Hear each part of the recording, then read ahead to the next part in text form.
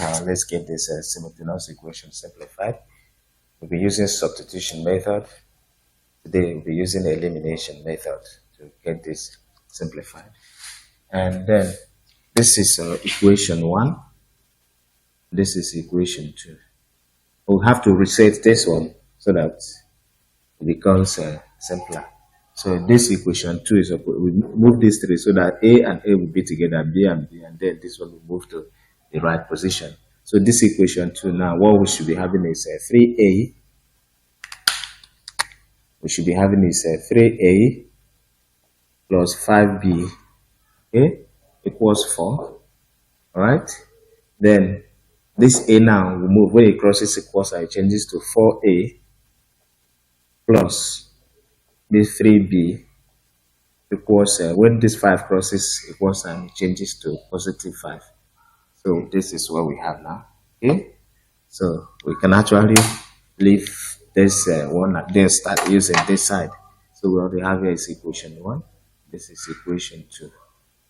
Okay. And the essence of using elimination method is to eliminate one of these variables, okay, and then solve with the other one.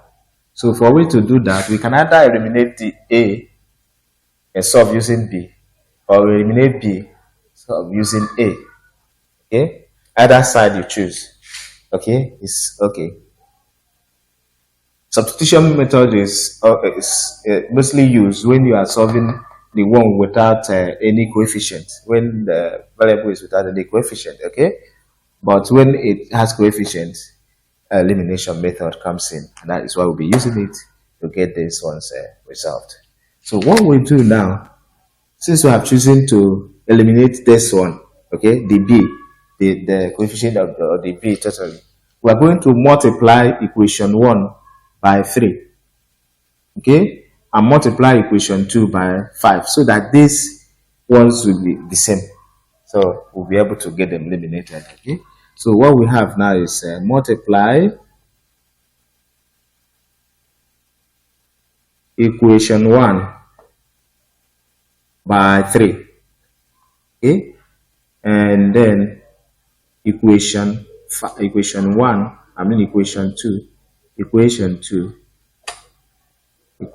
2 by 5. All right. So what we have now is this. You're multiplying equation 1 by 3. So 3 times 3, 3A times 3 will give us 9A. This addition remains, okay?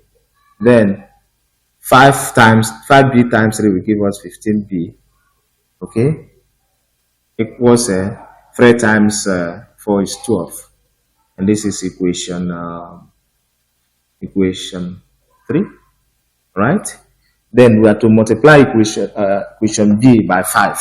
So 5 times 4 is 20A plus 5 times 3 is 15B equal to 5 times 5 is 25. This is equation 4. All right.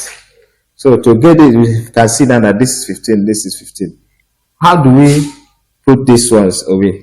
So we are going to subtract equation 2 from equation 1. Okay. We will subtract equation 2 from where? Equation 1. Then we put our negative sign. And this negative affects everything here. Alright? Okay. So what we do now, this one and this one will go away. So what we have now is this one and this one. This and this. So 9A minus 20A will give us negative 11A equals 12 minus 25 will give us 13. Okay, so what we do now is to give us negative 13, not just 13, negative 13, and we divide both sides by the coefficient of A, which is of course negative 11, negative 11. This and this we go, negative and negative we go, 11 and 11 we go. So what we have left is A to B. This negative and negative we go. You divide 13 by 11, you have one whole number, 2 all over 11. Okay, and that is the value of A. Then we substitute to get that of B. So we're going to use equation 1. From equation 1,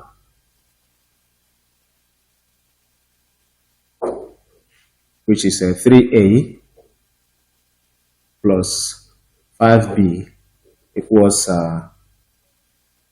4. We've gotten the value of A to be 13 over 11.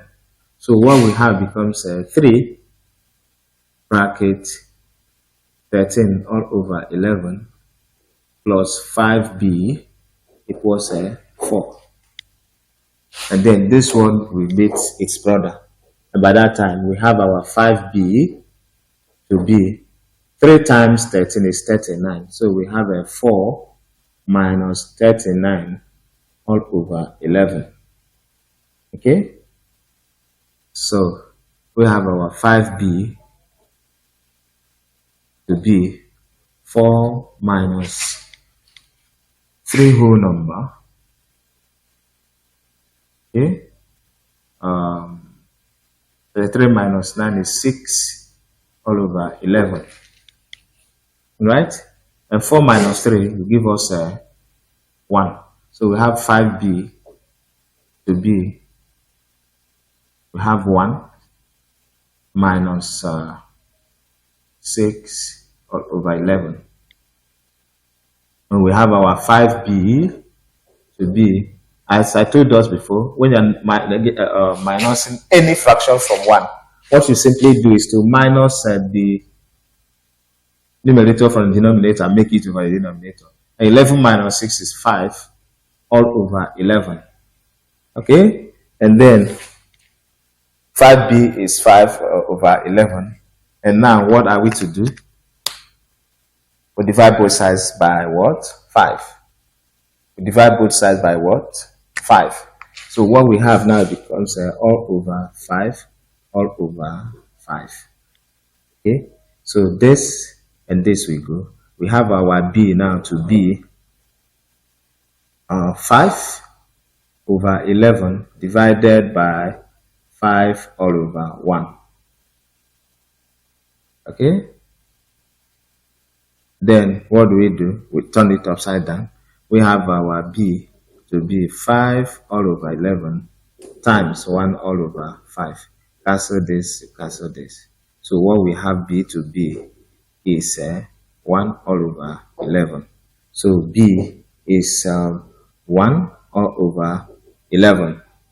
So in this equation now, A is 1 whole number, 2 all over 11, and B is 1 all over 11.